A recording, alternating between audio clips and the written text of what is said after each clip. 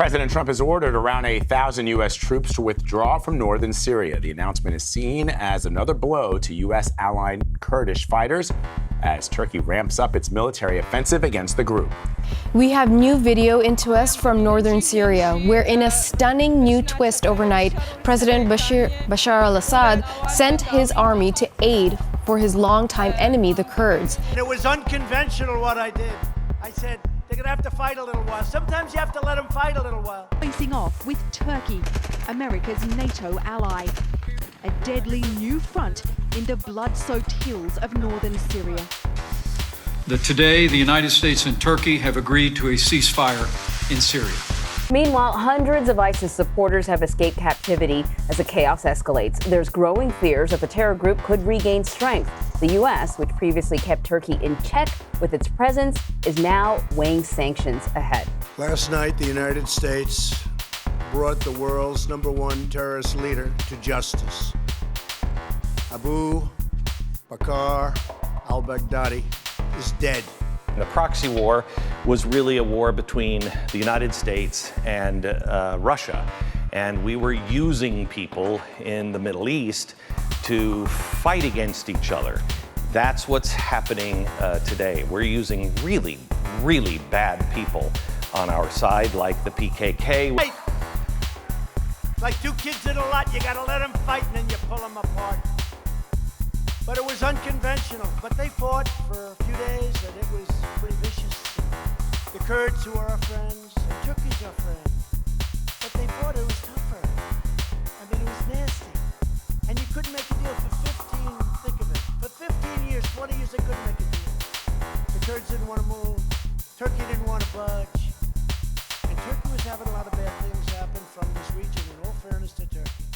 They were having a lot of bad, but they didn't want. Now all of a sudden they're fighting, and it's not fun having bullets going all over the place. As of writing the script, President Trump has announced the withdrawal of U.S. forces from Syria, and shortly after, Turkey announced its planned invasion, Operation Peace Spring. The primary target of the Turkish invasion are the Syrian Kurds, who are closely linked with the PKK, a Kurdish military group recognized as terrorists by Turkey, the United States, and the European Union. This withdrawal from Syria is being portrayed by many as a betrayal of an American ally. Whether or not this was a good decision is up for debate, but too many people are letting their opinions about it be dictated by their feelings about the president and the popular perception of the Kurds. But the story of the Kurds is far more complicated than that, and it goes back a lot further than most telling the story seem to go. Most versions of the Kurdish story start either in 1991 with their uprising against Saddam Hussein after the Gulf War, or as far back as 1918 when the dust from the First World War was just beginning to settle. This version of the story, however, is going all the way back. Until the 20th century, much of the Kurdish people were nomadic. And like many nomadic peoples, they didn't have a writing system of their own. This means that we don't really have any primary sources about early Kurdish history that come from the Kurds themselves. What we do know from the sources we have is that they originated in Azerbaijan, and prior to their conversion to Islam, practiced Christianity, Zoroastrianism, and Yazdanism. You've probably never heard of that third one, but you may have heard of another religious group called the Yazidis. The Yazidis are a denomination of Yazdanism, and both will be covered in an upcoming video. Like most peoples conquered by the Arabs in the 7th and 8th centuries, they initially resisted Islam, but a majority would eventually convert. The Kurds have an interesting dynamic in the Middle East because although they tend to be Sunni Muslims, which religiously puts them in line with the majority of the Arab countries, they are ethnically Iranian, which frequently puts them at odds with most of the Arab world. The Kurds first migrated out of Azerbaijan during the Umayyad period, when northern Iraq was in a state of political chaos. The nomadic Kurds took advantage of this and began creating semi-permanent settlements. The Kurds would rape and pillage like most nomadic groups of the time, and after their conversion to Islam, they became known for their frequent kidnapping and enslavement of Christians. This reputation for toughness and brutality resulted in the Kurdish being frequently used as hired muscle by invading powers, a very common trend through their history. The Seljuk Turks would recruit the Kurds to fight the Abbasid Caliphate, and subsequently help them conquer Mesopotamia and Syria. In return for their service, the Seljuks gave them portions of those lands, where the Kurds built more settlements. The most famous Kurd in history, Saladin, started off serving the Turks as governor of Mosul and Aleppo, and brought the Fatimid Caliphate back into the Abbasid fold. The Kurds would continue their pattern of siding with invaders by joining both the Mongols and Tamerlane in their conquests of Persia and the Middle East. and in their service to both, they were rewarded with lands belonging to Assyrian and Armenian Christians, who were brutally expelled from their homes and enslaved. They often sided with the Persians in their conquest of Iraq and Syria, after which they were rewarded with more land and allowed to expel and enslave more Christians. The first instances of persecution the Kurds faced was in the 16th century after the Safavids conquered Persia and converted to Shia Islam, which clashed with their practice of Sunni Islam. The relationship was a mixed bag because one day they would be siding with the Safavids against the Turks, and then the next they would be pressured to convert to Shi'ism. When the Ottomans began to take the stage, the Kurds began to side with them against the Safavids, and as usual they were rewarded with lands in northern Iraq, which meant more Christians were killed or enslaved. The Kurds would continue to be involved in Persian politics, aiding the Ashvar Turks in overthrowing the Safavids in the 18th century, who then invaded Ottoman Iraq and rewarded the Kurds with yet more territory. In the 17th century, the Kurds formed their own semi-autonomous emirate within the Ottoman Empire, where they practiced a brutal rulership over non-Muslims. Their treatment of Christians got so bad that in the 1840s, the Ottomans were forced to go in and overthrow the local Kurdish rulers out of fear of reprisal from the British and other European powers. After losing their autonomous state, the Kurds began to be used by the Ottomans to suppress local Christian elements within the empire, with a particular emphasis on the Armenians. The Kurds were given the right of Kishlak, or winter quartering. This law allowed the nomadic portions of the Kurdish population to live in any Armenian home they chose during the winter. The Kurds would steal from their hosts, destroy their property, and rape or kidnap their women, and the Armenians had no legal recourse. They would also go around Armenian towns and villages pretending to be government officials, forcing Christians to pay them additional taxes. These abusive practices would become more formalized under Sultan Abdul Hamid II, with the creation of the Hamidiyye. In forming the Hamidiyye regiments, the Sultan could both control the unruly Kurds and at the same time use them to deal with the Armenians as he wished. The lands over which the Kurdish nomads roamed bordered on and often dovetailed with those of the Armenian peasants, whom the Kurds resented for their relative prosperity. It was the old scheme of divide and conquer. The British consul in the region, Charles Hampson, reported to the British government the fears Armenians had towards the Kurds. The measure of arming the Kurds is regarded with great anxiety here. This feeling is much increased by the conduct of the Kurds themselves, many of whom openly state that they have been appointed to suppress the Armenians, and that they have received assurances that they will not be called to answer before the tribunals for any acts of oppression committed against Christians. The persecution of Christians within the Ottoman Empire became collectively known as the Armenian Question. What will the increasingly sectarian and nationalist Ottomans do with the Christians? The Turks had become increasingly angry that this question had shifted from being an internal affair to an international issue. And when the Great War came, they took their chance to wipe them out. And the Kurds were an instrumental part in that genocide. The big shock shouldn't be that the Allies failed to keep their promise to create an independent Kurdish state, but rather that the Kurds were promised anything at all. But what did that promise entail? During its war and the aftermath, the Allies made numerous plans for carving up the Ottoman Empire. The plan most of us are familiar with is the Sykes-Picot Agreement, but that was just one part of an even bigger plan. In 1915, the Allied countries of Britain, France, Russia, and Italy signed the Constantinople Agreement, which would carve up the Ottoman Empire between the four of them. The British and French received territories we are familiar with on the Sykes-Picot map, but included in the agreement were regions for Russia, including the city of Constantinople with the Dardanelles, and portions of eastern Anatolia, which included territory for Russian-controlled satellite states in Armenia and Kurdistan. However, things would change when the October Revolution took Russia out of the war. By the time this happened, the United States had officially joined the Allies and were initially considered to take over the portion of the Constantinople Agreement assigned to Russia. However, the situation on the ground would change further. In the immediate aftermath of the war, the British rushed their armies into northern Iraq in order to gain control of the oil fields discovered around Mosul. The end of the Great War and the rest of the world was settled with the Treaty of Versailles, but the Ottomans weren't party to that treaty due to the chaos in the region. The war in the Middle East was initially ended with the Treaty of Sèvres in August of 1920, which closely matched with the Constantinople Agreement, with the occupation of the Straits and Constantinople being handed over to Greece, while the territory in eastern Anatolia would be given to a newly independent Armenia. In the negotiations, the Turks tried to claim British-occupied Mosul on grounds that the Kurds there should be reunited with the Kurds currently within their own borders. They based their claims on Kurdish territory with the assertion that the Kurds were just a sub-ethnicity of the Turks. In response to these claims, Lord Curzon, the British Secretary of State for Foreign Affairs, said, It was reserved for the Turkish delegation to discover for the first time in history that the Kurds were Turks. Nobody has ever found it out before. Despite their best efforts, the Turks would be denied control of Mosul, and in Article 62 of the treaty, the Kurds were promised a potential state.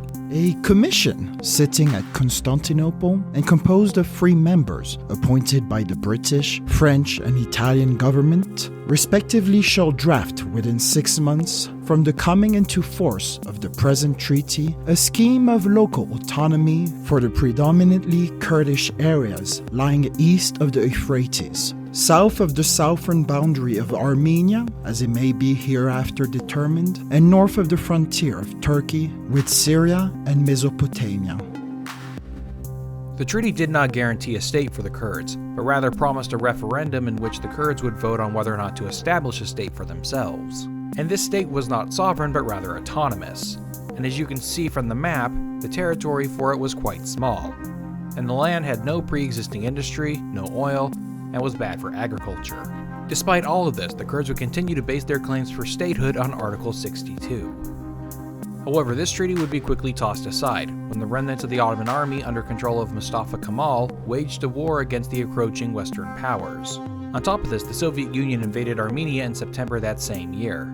The fighting would finally end in 1923 after the Treaty of Lausanne created the Middle East map that most of us are familiar with today, with no Kurdish state. Despite all of this, the Kurds were not just passive observers of their fate. In 1918, the remnants of the Ottoman government sponsored a Kurdish rebellion in neighboring Persia, led by the tribal chieftain Simko Shikak. They would try to get aid from the British, but in 1925 the British sponsored a coup in Iran that overthrew Ahmed Shah, replacing the Qajar dynasty with the Pahlavis and their new ruler, Reza Shah. 1925 saw a revolt in Turkish Kurdistan, which was quickly and brutally put down. Since establishing the republic, Turkey was under the authoritarian rule of Mustafa Kemal, aka Ataturk. He was both a secularist and a nationalist, which resulted in laws that sought to reduce the influence of Islam within Turkish society and unify its population under a Turkish ethnic identity. This became a problem for the Kurds, whom in the Ottoman period allied themselves with the Turks under an Islamic identity. Ataturk had determined that the borders of Turkey were fixed, having been hard fought for and won. Turkey would be one nation, united in customs and costumes, language and lifestyle. There was no place for Kurdish rebellion. If the Kurds would not willingly contribute to the development of this nation, they would suffer the consequences.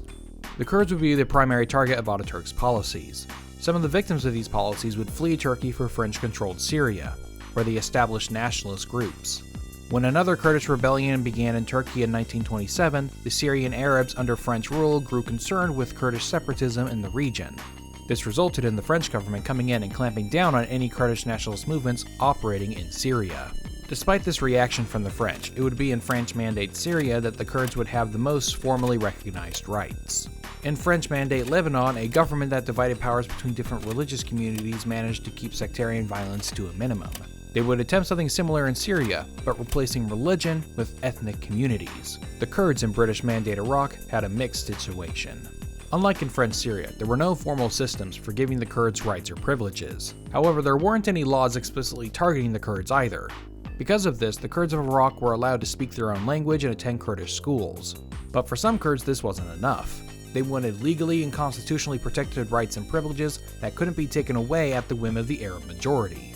In 1931, the Iraqi government tried to resettle Assyrian Christians within Kurdish territory. Under the leadership of the chieftain Mustafa Barzani, the Kurds rose up against Baghdad. The revolt was put down a year later, and its leaders, including Barzani, went into exile in Turkish Kurdistan.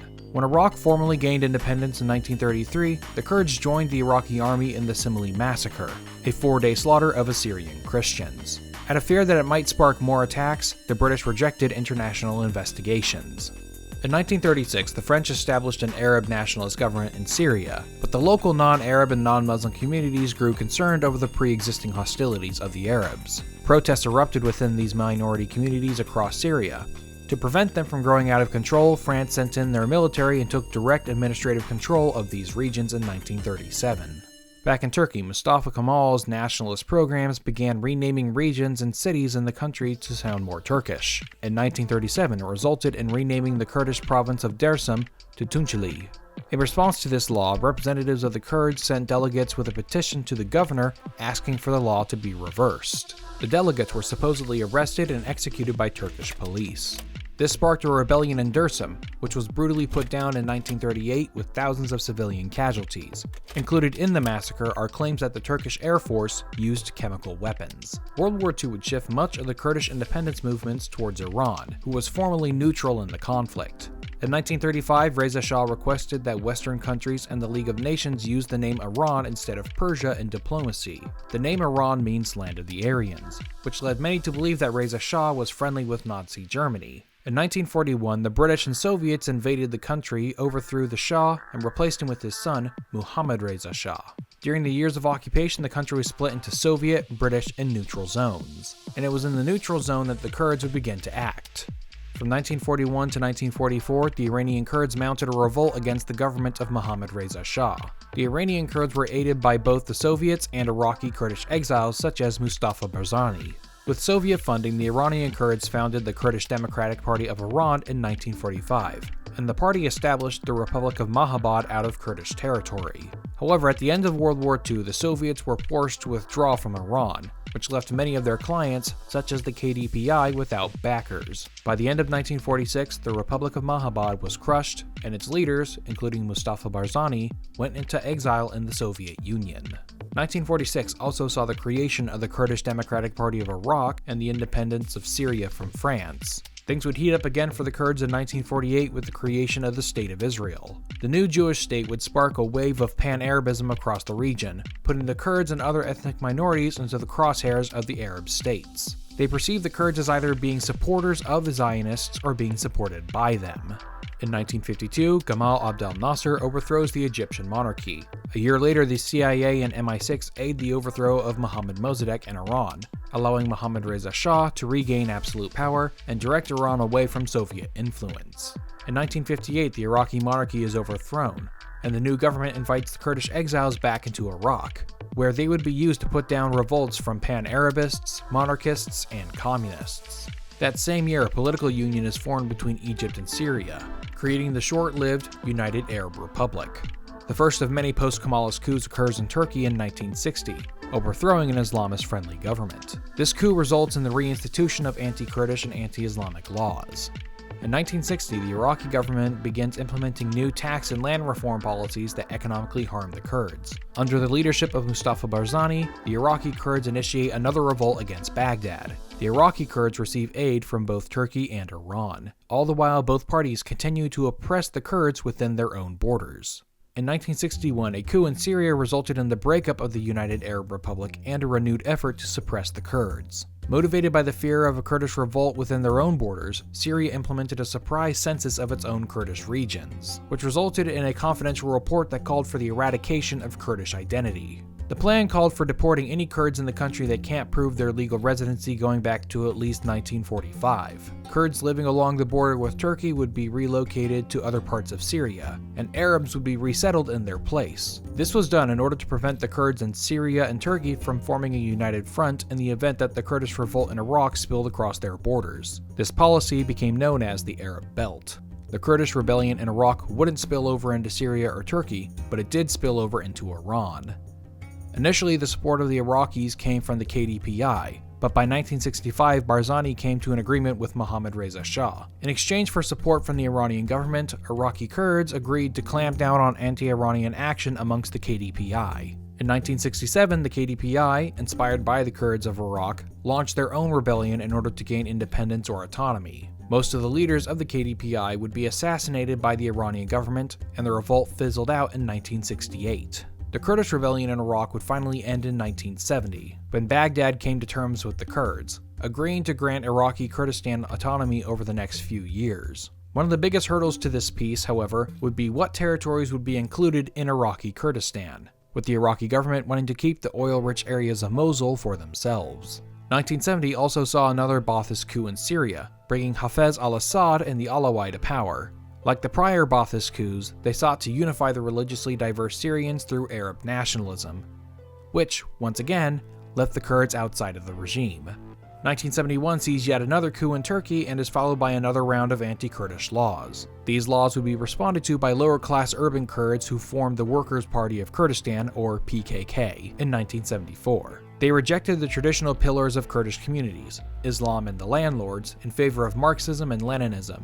They not only opposed the Turks, but also the wealthy Kurds, whom they perceived as being complicit with their oppression. That same year, the peace between the Iraqi Kurds and Baghdad also broke down after the failed implementation of the peace plan. The Iraqi government was doing quite well until Iran threatened direct military intervention in 1975. Peace was re-established on the grounds that Baghdad fully implement the original peace agreement from 1970. In exchange for this, Iran agreed to stop allowing Iraqi Kurds to freely cross the border into Iran. However, this peace isn't long-lived, because in 1979 the Islamic Revolution brought the Ayatollah Khomeini to power. In the early phases of the revolution, Kurdish militias took over military installations from the Pahlavi regime. The Ayatollah demanded that these bases and weapons be returned to the Iranian government, but the KDPI demanded autonomy for Iranian Kurdistan. The Ayatollah refused and declared holy war against them. The fighting between the KDPI and Iran continued despite the start of the Iran-Iraq War in 1980. The fighting between Iran and Iraq saw Iran sending aid to the Iraqi Kurds, and the Iraqis sending aid to the Iranian Kurds. The leaders of both Kurdish rebels would be forced to flee their respective countries by the end of the war, with Iraqi Kurdish leaders resettling in the US and Iranian Kurdish leaders resettling in France. In 1984, the first major attacks by the PKK killed 9 civilians and over 30 soldiers. They also targeted and killed numerous wealthy Kurdish landowners. Most Kurds were initially opposed to the PKK due to their hostility to Islam and the traditional Kurdish leadership. They received arms from the Iraqi Kurds during the Iran-Iraq War, which means the PKK was indirectly aided by Iran. Turkey passes the Village Laws in 1985, which recruits local Kurds to police and hunt down the PKK. The PKK responds by killing the local recruits and their families. Turkey responded by increasing the number of soldiers patrolling Kurdish regions and refusing to give birth certificates to children registered with Kurdish names. As the violence escalated, the Turks began to relocate entire towns of Kurds into regions where they would become a minority, and replace them with ethnic Turks. By this point, even the more conservative Kurds began to side with the PKK, and these PKK forces would frequently escape capture by crossing the border into Syrian Kurdistan. Towards the end of the Iran-Iraq War, Saddam began the Anfal campaign. Referred to by the Kurds as genocide, it was a brutal campaign of reprisal against them for having sided with the Iranians. It killed somewhere between 50 and 180,000 Kurds. In response, many fled Iraqi Kurdistan for neighboring regions in Iran and Turkey. After the failed war with Iran, Saddam launched an invasion of Kuwait in 1990. In 1991, a United Nations coalition led by the United States expelled Saddam's forces from Kuwait and devastated the Iraqi army. Perceiving weakness within Saddam's regime, rebellions from Shia Arabs in southern Iraq and among the Kurds in the north tried to topple Saddam. But by the time the uprisings occurred, a ceasefire had been called between Iraq and the coalition. Saddam brutally put down these rebellions with the use of chemical weapons. After the uprising, the United Nations Security Council passed Resolution 688, which forbade the suppression of Iraqi civilians by Saddam's regime. The United States, United Kingdom, and France used this resolution to justify the creation of no-fly zones over southern and northern Iraq in order to protect the Kurds and Shia Muslims. Back in Turkey, the violence between the PKK and the Turkish military had escalated to the point where the government of President Turgut Özal called a ceasefire in 1993. But it would be short-lived, because Özal died shortly after, and the fighting resumes under his successor Süleyman Demirel. It was during this period that the PKK began to focus on a broader strategy. Until that point, they had mostly focused on Turkish targets within Kurdistan. But in order to gain more support and attention for their cause, they decided to expand their terrorist actions. They targeted tourist spots around Turkey and took foreign hostages. They also targeted Turkish-owned businesses and embassies across Europe. They used the power vacuum in northern Iraq created by the no-fly zones to orchestrate operations with Iraqi Kurds, and used Iraqi Kurdistan as a safe haven to launch cross-border attacks into Turkey. Turkey invaded northern Iraq in 1995, codenamed Operation Steel, to put down the PKK presence there. Turkey withdrew 2 months later after the Iraqi Kurds agreed to police the PKK activities in the region. The effectiveness of this promise was limited because Turkey invaded northern Iraq again in 1997 with Operation Hammer and Operation Dawn. Northern Iraq at this time was in a chaotic state. Not only were the PKK and Turkey fighting each other in the region, but the PKK was fighting with the local Kurdish groups. Along with them, forces backed by the governments of Iran and Iraq were also drawn into the fighting. The US mediated a peace in the region in 1998, which called for the expulsion of the PKK and US support for local Kurdish forces, which was part of the Iraqi Liberation Act. In 2003, the United States invaded Iraq and was aided by the Kurds, who were given more control of the region. And unless you're too young to remember, you probably know the rest. The war in Iraq went through phases of escalation and de-escalation until the 2010s. In late 2010, a series of protests in Tunisia sparked the Arab Spring, which destabilized the region, most notably Syria, where offshoots of al-Qaeda merged to form the Islamic State, who in 2014 overran much of Iraq and Syria. An international coalition arming various Kurdish groups in Iraq and Syria drove the Islamic State out of the big cities by the end of 2017. However, things are not quite that simple. By aiding the Kurds of Iraq and Syria, the balance of power in the region has been upset. They now control more territory than ever before, including non-Kurdish territory, which sounds familiar to what happened prior to the 20th century. These patterns begin to look more disturbing, with reports from Human Rights Watch coming in as early as 2015, detailing the Kurdish regional government not allowing Arab Christians to return to their homes in the Nineveh Plains, and in some cases allowing Kurdish refugees to move into the vacated homes of Christian families. It should also be remembered that prior to the ISIS attacks on these towns and villages, the Peshmerga disarmed local Christians and Yazidis, and then refused to defend their villages when ISIS attacked. More reports like this began popping up in late 2017 after the Kurdistan regional government held a referendum on independence. A good number have returned home, but many have not, despite it having been liberated from the Islamic State. The Kurds of northern Syria still have ties to the Kurdistan Workers' Party, which is recognized not only by Turkey but also the United States as a terrorist group.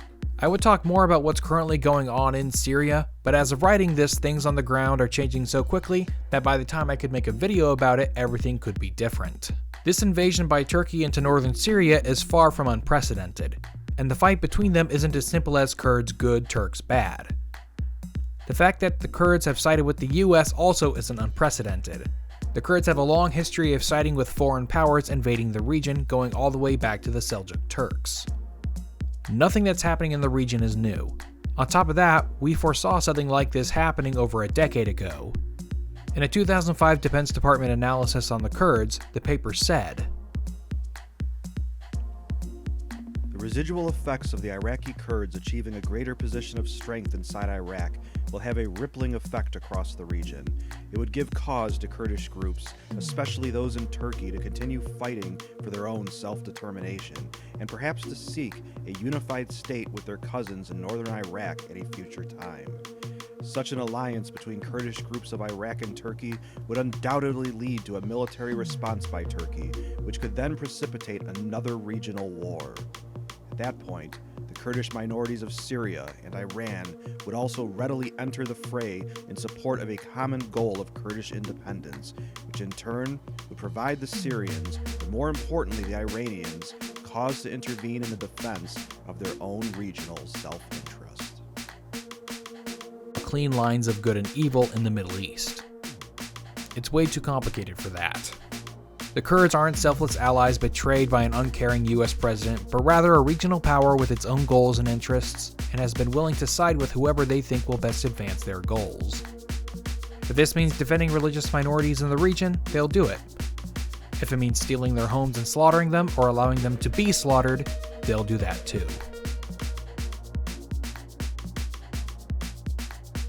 Hey guys, thanks for watching the video. In these end credits, I wanted to talk a little bit about the tone that may have come across in this video, things I wasn't trying to say, and so just to out front now, I was not making this video to bash the Kurds or even to praise Trump. My feelings about Trump are mixed, just as my feelings about the Kurds are mixed. I was frustrated because every time someone was talking about the Kurds, you could tell that it was really just kind of a cudgel for them trying to attack the bad orange man. So, you know, that was kind of annoying. So the Kurds essentially just became political window dressing for whatever narrative they were trying to push that week.